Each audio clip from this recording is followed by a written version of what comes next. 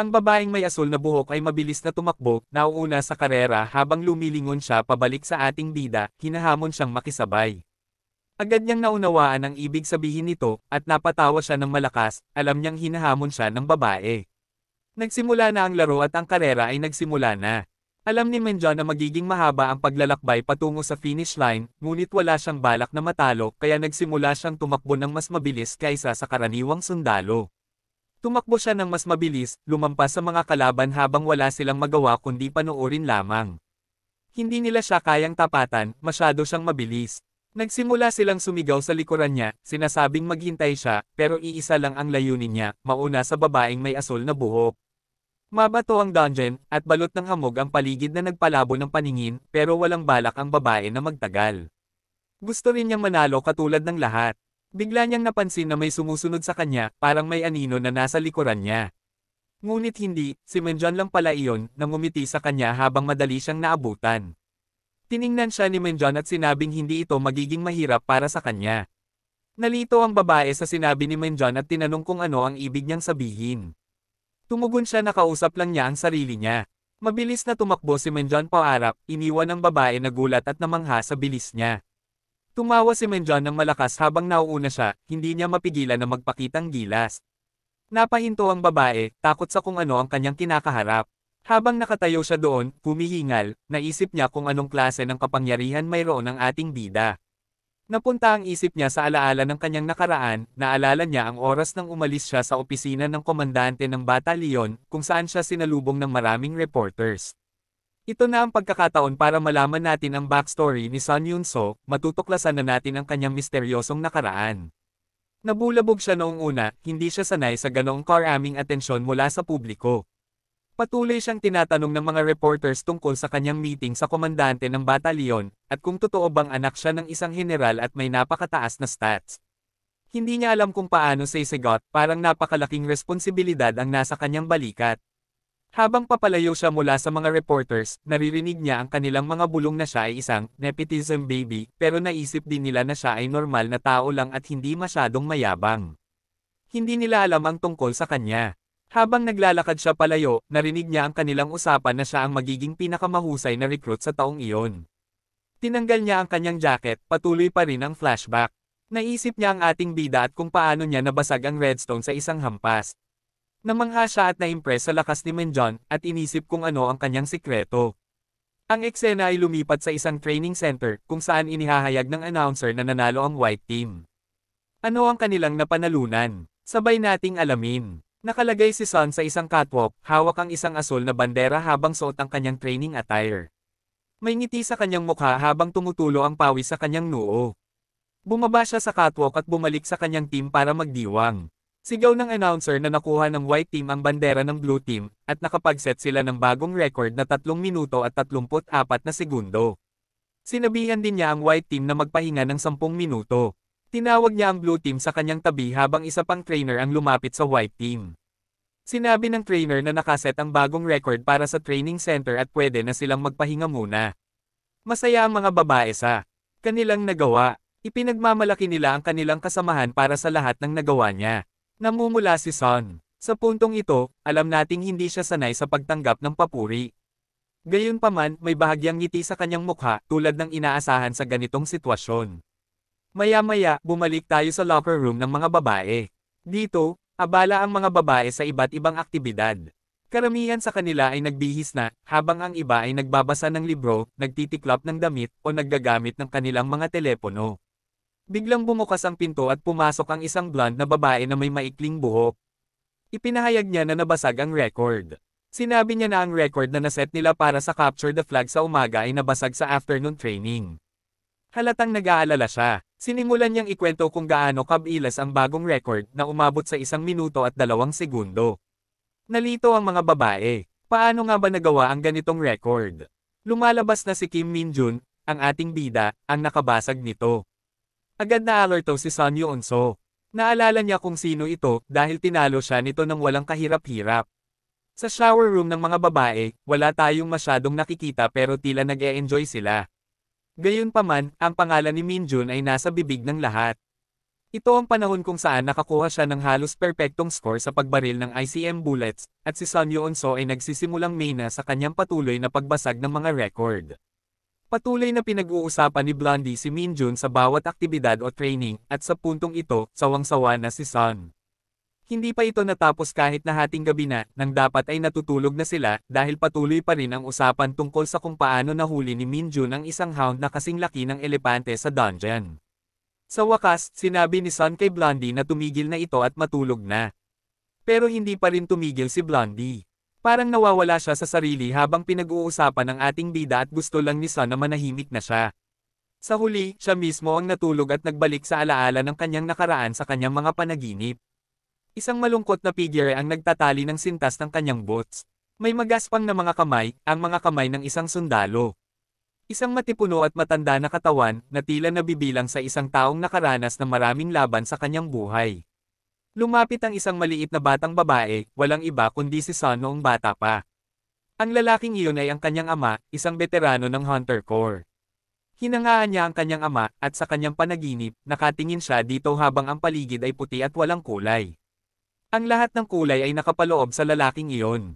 Siya ay isang malaking pinagmumula ng kasiyahan para kay Son, at ang kanyang ngiti ay nagdudulot ng kaligayahan sa kanya. Hinaplos niya ang ulo ni Son, ginulo ang kanyang buhok at pinakita ang pagmamahal ng isang ama. Habang papaalis siya sa pinto, tiningnan siya ni Son na may pananibik, halos ayaw niyang umalis ang kanyang ama. Sa sandaling iyon, isang maliit na ngiti ang lumitaw sa kanyang mukha dahil alam niya na kung ano ang kanyang layunin sa buhay. Nais niyang maging malakas, katulad ng kanyang ama. Nais niyang protektahan ang lahat at makilala bilang isang makapangyarihang sundalo sa arsenal ng Hunter Corps. Ang eksena ay nagbago at napunta sa opisina ng komandante ng batalyon, na pinuri siya sa kahangahangang trabaho na ginawa niya. Sinabi ng komandante na ginagawa niya ito sa loob ng 4 na linggo. Tinawag siya sa opisina upang talakayin ang isang mahalagang bagay at tinanong kung ayos lang ba iyon sa kanya. Nagpasalamat siya sa konsiderasyon at gustong malaman kung ano ang nais ipag-usap. Tinanong siya kung saan niya nais mag-apply, at sinabi na dahil sa kanyang mga kahangahangang grado, maaari siyang ma-assign sa kahit anong division na gusto niya. Parang siya ay nakatayo sa isang winery pero sa halip na bote ng alak, ang mga ito ay mga military headquarters, kailangan lang niyang piliin ang kanyang magiging kapalaran. Naisip niya ang kanyang sagot habang iginigiit ng komandante na malaman kung saan niya nais pumunta. Gusto ba niyang malapit sa kanyang ama o sa ibang lugar? Sinabi lang niya ang pangalan ng ating bayani, si Kim Minjun. Nakalito ito sa komandante ng batalyon na sinusubukang intindihin kung ano ang ibig niyang sabihin. Nagpasya siyang linawin ang mga bagay matapos huminga ng malalim. Tinanong niya kung aling dibisyon ang inaplaya ni Kim Minjun. Dahil iyon ang magiging sandata niya para sa kanyang plano. Sa wakas, bumalik tayo sa karera. Habang tumatakbo si Son Yeon-so, sumasabog ang putik sa ilalim ng kanyang mga paa. Naalala niya na hindi siya nag-apply sa dibisyong ito para lang sa mga bata-batang kompetisyon kasama ang kapwa niya mga recruit. Habang sinusubukan niyang makakuha ng higit na momentum, napagtanto niyang pinalabas niya ang galit kay Minjun dahil medyo naiinis siya. Siguro kaya siya galit at nagyayabang. Sa isip niya, nakita niyang si Minjun ang pangunahing kalaban sa pagsusuri na ito. Tinalo siya nito sa bawat kompetisyon nila. Una sa pagsusulit ng lakas, at pagkatapos sa pagsusulit ng liksi. Napagtanto niya ang kanyang mga pagkakamali, ang kanyang selos ang nagpatakbo sa kanya. Kaya, habang nagpasya siyang tumakbo ng mas mabilis, iniisip niya na una siyang hihingi ng paumanhin sa kanya.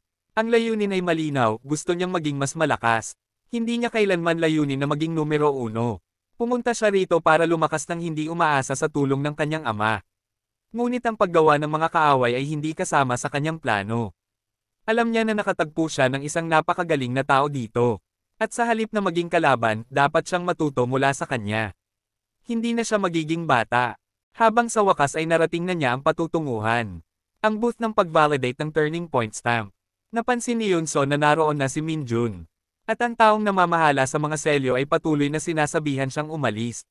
Nasasayang niya ang oras sa pagtayo lang doon. Ngunit nanatili lang siya doon sa spite. Para lang ipakita sa kanya na siya ang unang nakarating doon.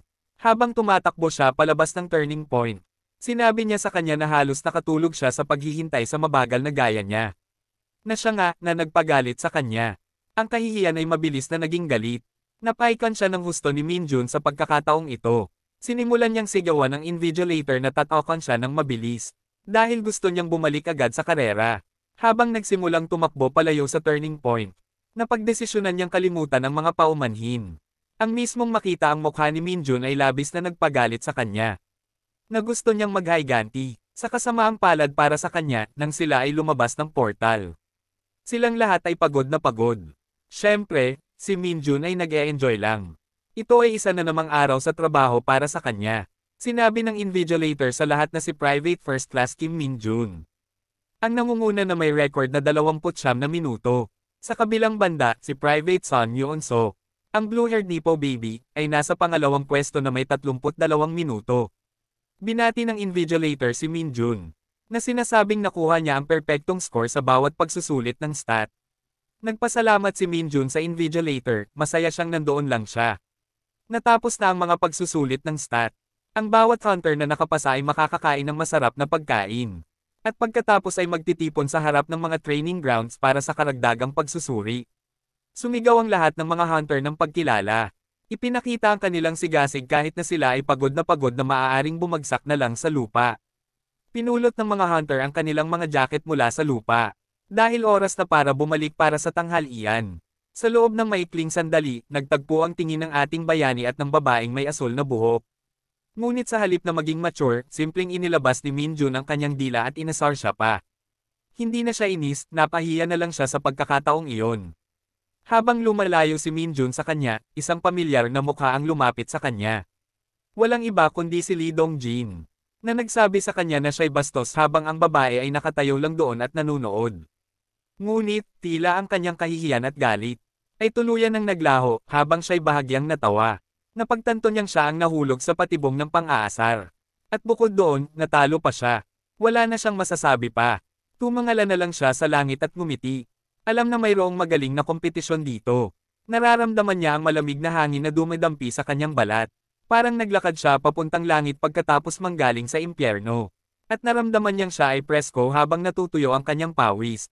Inayos niya ang kanyang sombrero, inihahanda ang sarili para sa susunod na pagsusuri. Na malapit nang magsimula, at nagsimula siyang maglakad patungo sa iba, at sumama sa grupo para sa masaganang pagkain pagkatapos ng mahirap na mga pagsusulit ng stat na kanyang pinagdaanan matapos silang kumain. Oras na para magsimula ang ikalawang practical examination. Sa examination center, isang kahoy na pamalo ang tumama sa lupa. Tila nagsimula na ang ikalawang practical examination. May isang grupo ng mga goblin na nakatayo sa paligid ng isang mandirigma. Ang hunter ay may hawak na espada. At napatay na niya ang isa sa kanila. Isa sa mga goblin ang umungol ng malakas. Ang dilaw ng mga mata nito ay tumatagos at nagdudulot ng takot. Nagsimulang tumawa ng baliw ang ibang mga goblin.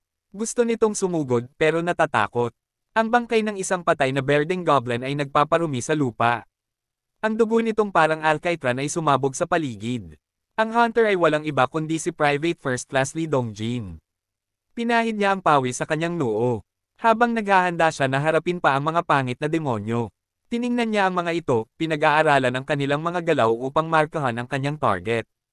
Isang asul na goblin ang tumalon, lumusob patungo sa Private First Class. Ngunit, handa si Dongjin habang minamaniobra niya ang kanyang espada. Ang isang bagay na hindi niya inaasahan ay ang parehong goblin na umaatake ng sabay. Ang isa pa ay nagsimulang gumalaw sa likuran niya. At halos siya ay maging sandwich ng karne kung hindi siya gumawa ng isang mapagpasyang galaw. Mabilis niyang itinungo ang kanyang mga mata patungo sa asul na goblin, alam kung ano ang gagawin. Agad niyang hinarang ang pamalo ng asul na goblin mula sa pagdurog ng kanyang mukha. Gamit ang kanyang napakalakas na katana. Pagkatapos, ginamit niya ang kanyang paa upang sipin ang goblin sa dibdib. Na nagdulot ng matinding sakit sa puso nito at nagpalipad sa kanya ng malayo. Samantala, ang berdeng goblin ay nakarating sa likod niya. Ngunit handa si Private First Class para sa anumang atake na darating sa kanya. Si Dongjin ay umilag mula sa pag-atake ng pamalo, na nagligtas sa kanyang mukha at iniligtas ang kanyang sarili mula sa anumang pinsala. Ang counter-attack ay brutal habang tinataga niya ang goblin sa dibdib. Iniukit ito habang nagsimulang bumugso ang dugo mula sa kanyang naputol na itaas na bahagi ng katawan. Ngunit kahit paano, nagawa ng goblin na makalapag ng paa nito. Nainis si Dongjin, ngunit higit sa lahat ay naiinis siya na ang kanyang pag-atake ng espada ay hindi pumatay sa goblin. Galit na ngayon ang goblin na mula ang iris nito habang patuloy na dumudugo ang kanyang dibdib. Parehong nakatayo ang mga goblin sa parehong lugar. At maaari silang malagpasan kung magpasya silang muling magkasama. Habang nagaganap ang laban, ang ating bayani ay nakatingin mula sa itaas at nanunood. Nakatayo siya sa isang balkonahe, sa isang lugar para sa mga manunood, kung saan pwedeng tumingin ang mga tao sa pagsasanay mula sa malayo nang hindi inilalagay ang kanilang sarili sa panganib o nalilito ang mga goblin sa kanilang target. Sa pangalawang bahagi ng praktikal na pagsusulit, tinawag ito, Specialty Weapons Proficiency, at mas madali ito kaysa sa inaasahan ng ating bayani. Kailangan lang nilang ipakita ang mga teknik na natutunan nila sa Hunter Corps sa mga taga-suri. Hindi mahalaga kung gaano kalakas ang kanilang mga galaw, ang kailangan lang nila ay sundin ang mga mano-manong upang makapasa. Karamihan sa mga aplikante ay pumili ng eskrima bilang kanilang espesyalidad, at habang nakuha ng ating bayani ang perpektong puntos, ang kanyang kaibigan na si Private First Class Lee Dongjun ay nakatanggap din ng mataas na marka. Binati siya ng taga-suri at ipinagmamalaki ang nagawa ng Private First Class. Ngunit may isang bagay na bumabagabag sa kanyang isipan, at iyon ay ang pangunahing labanan mismo. Habang nahihirapan si Dongjun sa labanan, tila natupad ang kanyang mga takot. Inaasahan ni Menjon na mahihirapan ang kanyang kaibigan sa labanan dahil iyon ay isa sa kanyang mga kahinaan. Palapit na ang mga goblin kay Dongjun dahil ito ang huling bahagi ng praktikal na pagsusulit na kilala bilang kakayahang harapin ang mga halimaw. Nanood ang mga tao mula sa itaas habang kailangang talunin ng isang mangangaso ang apat na aso. Ngunit dahil si Dongjun ay isang private first class, kailangan niyang talunin ang tatlong goblin habang hawak ang napiling espesyal na sandata. Habang papalapit ang mga goblin, nagawa ni Dongjun na hatiin sa dalawa ang berdeng goblin, tinaga ito ng husto. Ngayon, natitira na lamang ang asul na goblin, at hindi ito magiging malaking problema na mag-isa. Isang saboy ng dugo ang sumirit mula sa asul na goblin. Bumagsak ito sa lupa, humihingal sa huling hininga nito. Nakatayo si Dongjun sa itaas nito, hawak ang espada pababa habang handa na niyang saksakin ito sa dibdib at tapusin ang buhay nito. Itinulak niya pababa ang espada, tinaga ang balat, buto, at kalamnan upang maabot ang puso ng goblin. Inihayag ng taga-suri na umabot ng 7 minuto at 52 segundo ang inabot ng ating kaibigan upang tapusin ang pagsubok sa kakayahang harapin ang mga halimaw. Tila hindi ito sapat na numero, dahil sa halip na magsabi pa ng iba, sinabihan na lang siya na bumalik sa kanyang upuan. Labis na nabigo ang kaibigan natin sa kanyang sarili, habang siya ay basa ng pawis, hingal na hingal dahil sa pagod. Habang papalayo siya, alam niyang hindi ganoon kaganda ang kanyang naging performance tulad ng inaasahan niya. Nakatayo pa rin si Menjon doon, nanunood. Napansin niya na maraming pagkakataon ng kanyang kaibigan upang patayin ang mga goblin, ngunit nag-aalangan siya sa bawat isa. Madalas siyang umatras o patuloy na ipinagtatanggol ang sarili sa pamamagitan ng pagbabantay gamit ang kanyang espada, at sa ibang mga pagkakataon, natatalo siya sa halip na salakayin ang mga ito. Nagtataka si Menjon kung wala bang tiwala ang kanyang kaibigan sa kanyang sariling kakayahan, ngunit ayaw niyang gumawa ng anumang mga pagpapalagay. Lumabas si Dongjun mula sa mga tarangkahan, ngunit nakayuko ang ulo sa pagkabigo, tila pinabayaan niya ang kanyang sarili. Naglakad siya malapit sa ating bayani, na labis pa ring nadidismaya matapos ang ganoong klaseng performance. Ngayon, pagkakataon na ng ating bayani upang ipakita ang kanyang kakayahan sa paghawak ng mga halimaw, at anuman ang mangyari, tiyak na magiging isang corporeal siya ngayong araw. Buo ang kanyang tiwala sa sarili, at nakatakda siyang tulungan ang kanyang kaibigan hanggang makuha nito ang kumpiyansa sa kanyang sarili at sa kanyang mga kakayahan. Nagulat ang iba pang mga aplikante habang nakatayo sila, habang tila gumawa siya ng kakaibang desisyon. Pati na rin ang taga-suri, at maging si Sun Yun-so, ang asul buhok na batang spoiled, ay nagulat sa kanyang piniling sandata. Isa itong itim na baseball bat, ngunit hindi ito karaniwan. May mga pako na nakausli sa ulo nito. Oo, pinili ng ating bayani ang baseball bat na may mga pako bilang kanyang espesyal na sandata para sa pagsusulit na ito. Nalito ang taga-suri, inakala niyang dahil ito ang piniling sandata ni Menjon, mahihirapan siya sa pagsubok sa kakayahang harapin ang mga halimaw. Ngunit may ngiti sa mukha ng ating bayani dahil alam niyang ang kailangan lang para sa pagsusulit na ito ay isang bagay na taglay na niya. Nang bumukas ang mga tarangkahan at lumabas ang tatlong goblin mula dito, buo ang tiwala ng ating bayani sa kanyang mga kakayahan. Alam niyang ang kailangan lang niya ay ang kakayahang harapin ang mga halimaw. Habang papalapit ang mga goblin, ngumiti siya nang may pagpapakita ng kanyang mga ngipin. Nagsimulang magmadali ang mga goblin papunta sa ating bayani, habang ang mataba ay tumatakbo patungo sa kanya, at ang mga berde ay tumatalon-talon na parang mga unggoy patungo sa kanyang direksyon. Ngunit nanatili lang siya doon, walang pakialam, walang alinlangan. Hinawakan niya ang baseball bat ng mahigpit hanggang sa lumabas ang mga ugat sa kanyang kamay.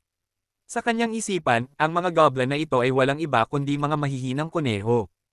Habang iniswang niya ang kanyang bat ng may galit, iniisip niya ang kanyang sarili bilang isang agila na kayang pumatay ng mga kuneho sa simpleng pagkapit. Habang sa wakas ay narating siya ng mga goblin, handa na ang kanyang bat na dumaan sa kanila. Mukha silang nakakatakot, puno ng dugo ang kanilang mga isip at mabibigat na club ang hawak. Ngunit sa isang mabilis na palo ng kanyang baseball bat, tila naglaho sila ng parang bula. Parang isang agila na nag-iiwan lamang ng balahibo bilang tanda ng kanyang killer instinct, sa loob lamang ng 4 na segundo, nagawa ni Menjon ang isang bagay na inabot ng iba ng ilang minuto ng pagsisikap. Ang mga goblin ay naging maliliit na piraso ng demon meat na wala nang natira kundi mga maliliit na piraso ng kanilang laman. Hindi makapaniwala ang mga taga-suri. Sa isang palo lamang ay winasak niya ang mga goblin.